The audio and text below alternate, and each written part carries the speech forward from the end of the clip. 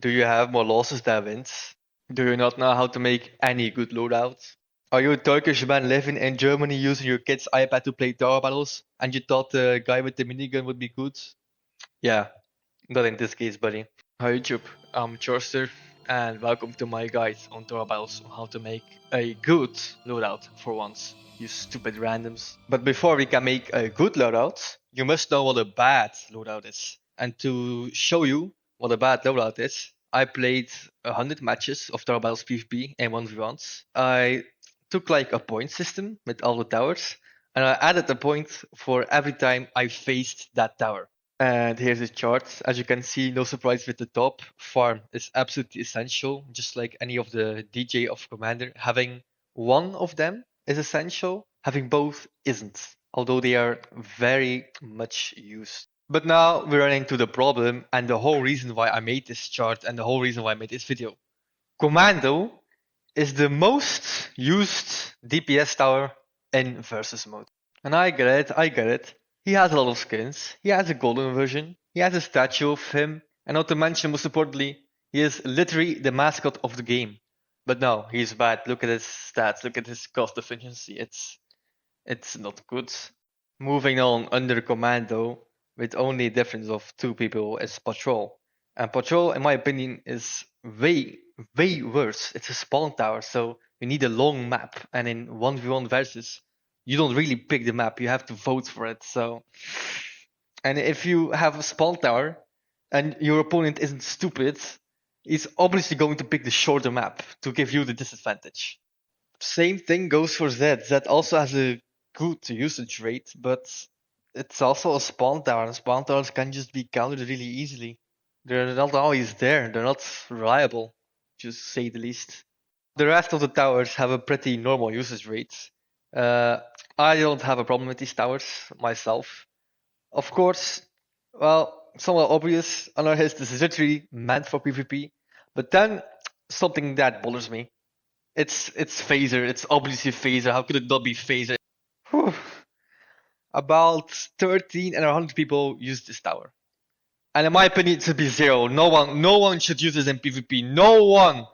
And the reason is quite simple. Phaser is only good at one thing, at killing bosses.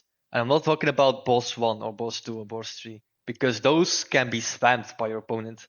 And the Phaser struggles against anything that is not one single big guy. It's against bosses, actual endgame bosses like the Void or the Grim. And because it's only good for that, the Phaser is going to waste the slot in your loadout for the entire game, if you even make it that far, until wave 39 or 40, when you place Phasers against the Void. That's literally it. That's the entire usage of Phaser. And that's even if he is used correctly. Because if you play against one of these randoms with Phaser, they use Phaser against boss too. And even though Phaser has no direct upgrades, as in like a tower that does the same thing, he just has better variants like use the Golden Commando or Railgunner. These are towers that are good against bosses, but they can also be used in the mid or late game, and not just for 2 ways.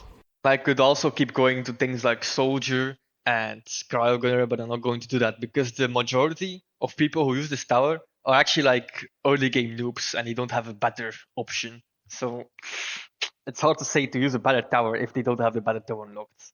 What I am going to mention though is the towers that don't get used. Because if you scroll down on my chart, you'll see some interesting things like Tuber and Flamethrower. Both never, not even one single person that I went over uses these towers. Things like Snowballer and the literal ice cream, the April Fool's guy, has more usage. So how does this happen?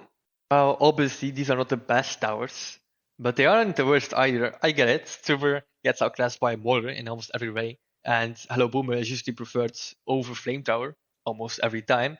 But are these towers really worse than something like Patrol, Commando, and Phaser? Because if you ask me, a Tuber is better than a Phaser. But not according to the user rates. Not a single person out of the 100 uses Tuber, while 13 of them used Phaser.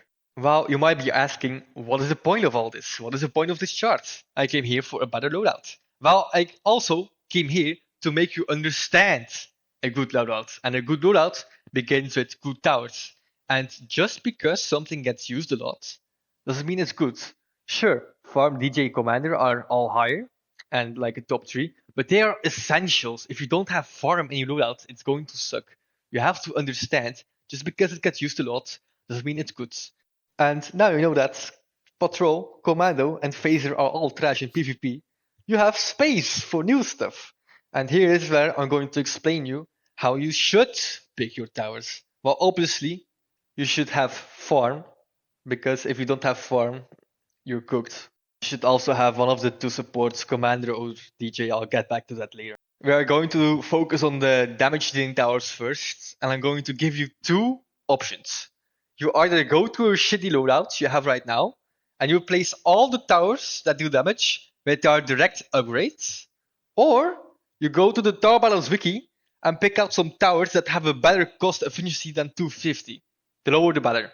Other than the essential towers you absolutely need in your loadout, I'm not going to tell you what to use, because if I did, it would be a guide on a loadout and not on how you should make loadouts. Just remember to keep some things in mind. If you play on mobile and you have fat thumbs and you cannot place anything correctly, please don't use Enforcer. But if you are on PC and you are great at something like stacking, you should choose Plasma or Railgunner. In the end, the choice is up to you. Now, if you go to the wiki and you got yourself some cost-effective towers, don't celebrate too early, because one, some things can be misleading, like Aviator, and other things can simply be affected by lag, which is another reason why Commando is not very good. Now, coming back to that question, do you pick DJ or Commander? Well, DJ comes with discount and fire rate buffs and also an ability that can stun a lot of enemies, but Commander comes with fire rate and range buffs and three different abilities that can be very, very, very useful. Most of the time, it's pretty obvious what you have to pick. If your highest DPS tower is something like Marksman, it's a pretty cheap tower if you ask me. You don't need DJ, you need Commander to make them shoot fast, but if you use something like Graveyard and other expensive towers, you obviously need DG for discounts. You can always just outfarm them. You can even use Golden Commando without DJ, although I don't recommend it. And if you can choose, why don't you just pick both?